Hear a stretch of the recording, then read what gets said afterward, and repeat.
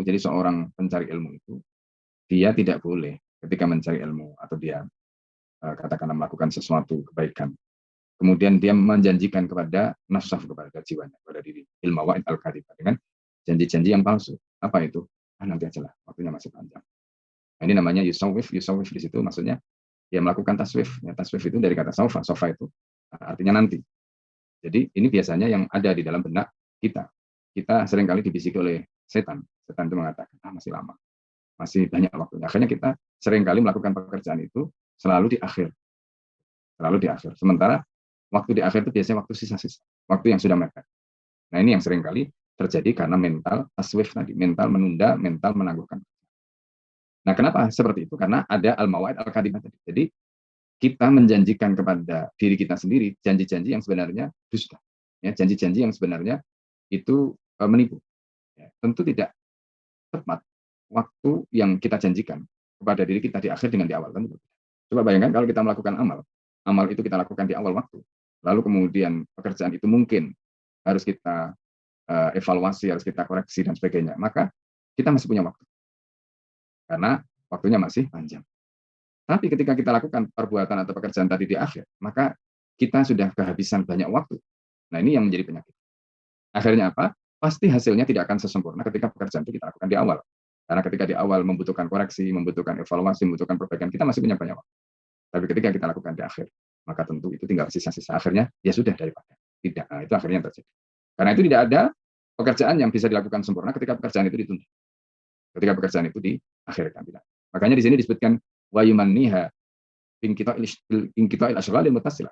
Ya, kemudian dia menjanjikan, ya, jadi istilahnya ada tamanni, ada harapan, memang memberi harapan. Jadi dia memberi harapan kepada dirinya tadi itu. Yang pertama tadi dia menjanjikan dengan janji yang palsu karena di situ ada mawa'id al-kadhibah tadi, ya. Janji-janji palsu, nantilah masih panjang, masih ini, masih itu.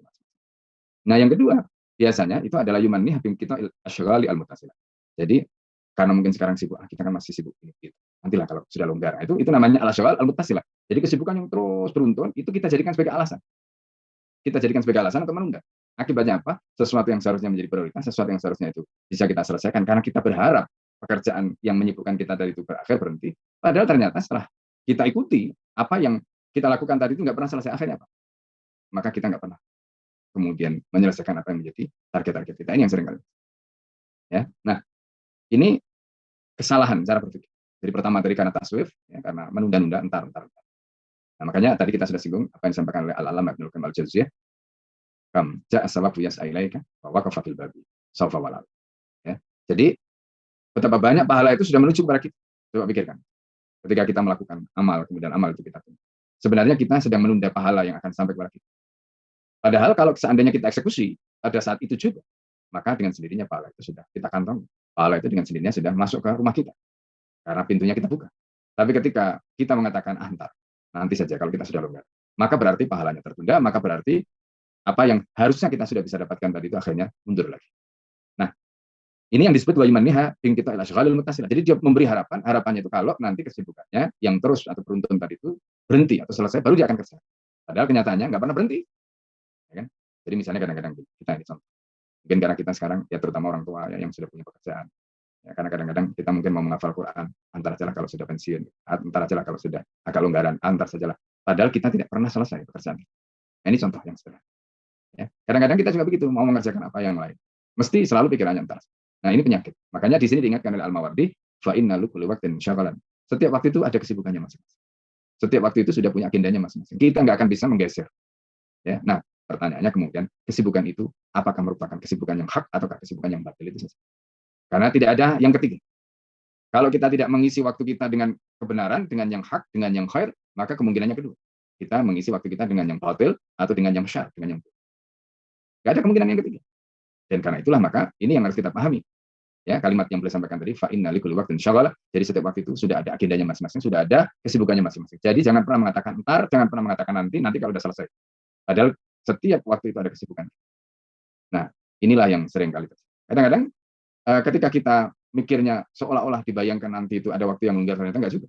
Karena boleh jadi pada saat waktu itu datang, Allah memberi ujian, entah itu mungkin sakit, entah itu mungkin apa, sehingga akhirnya apa yang kita agendakan tidak bisa kita wujudkan. Kenapa? Tadi, fa inna likulli waqtin syaghalah. Karena kita mungkin punya kesibukan yang kita mungkin tidak bayangkan.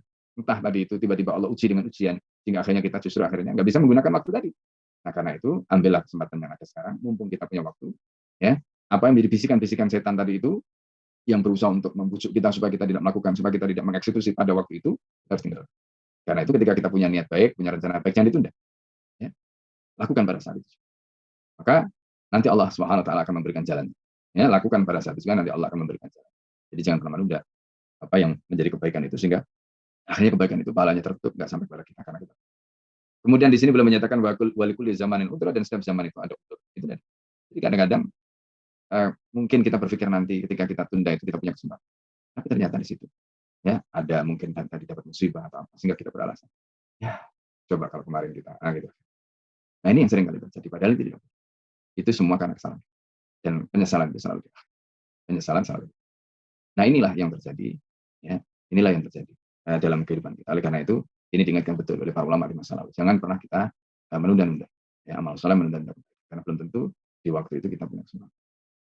Nah, ini poin yang beliau sampaikan ya, yang sangat penting. Jadi intinya kita harus ingat bahwa di setiap waktu itu selalu ada agenda, ada kesibukan, dan di situ kalau kita lakukan dalam ketaatan, maka insya Allah pahala itu akan sampai kepada kita. Ya, ibaratnya pahalanya karena kita eksekusi amalnya tadi sudah kita kantongi.